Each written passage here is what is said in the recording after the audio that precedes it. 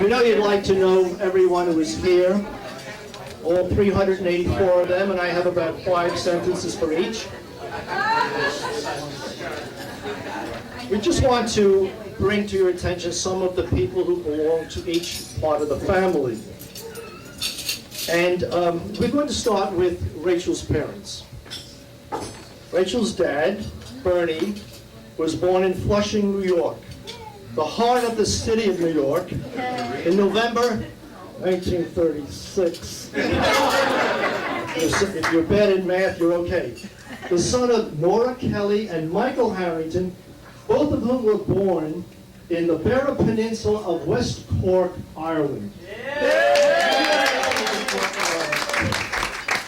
It is very likely that they knew each other in Ireland, since the two villages they grew up in were not that far apart. Rachel's mom, Barbara, was born in Manhattan, New York, the daughter of Bud Henley and Catherine Conroy Henley. Bud Henley's parents were Teresa and Edgar Henley of Nova Scotia, Canada. Catherine's parents were from Ireland.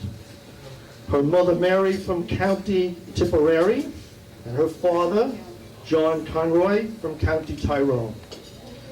Rachel's mom and dad were married on January 27, 1968, and it was my privilege to witness their vows. I did have a tiny part there. I've come back now to say that it was an invalid marriage. And you know what happens to the kids then, don't you?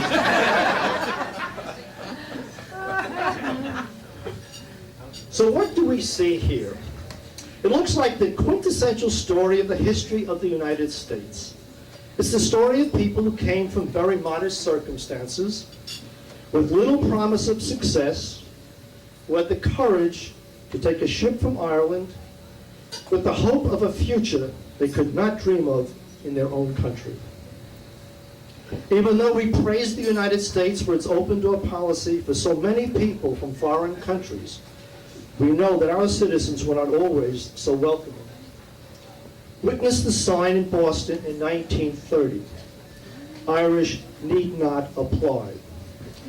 It took a while, but the city of the Brahmin eventually became the city of the Irish. The Irish, who were so poor 75 years ago, are now the second most prosperous of immigrant groups to come to the United States.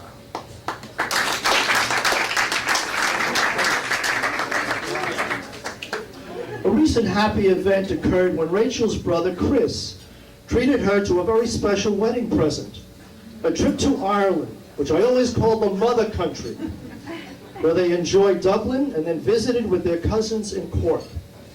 They traveled to their ancestral home in the Beara Peninsula and enjoyed a trip to Cove, where they visited the museum which honors the multitude of Irish who sailed from this port to the United States, many of whom never returned to their mother country.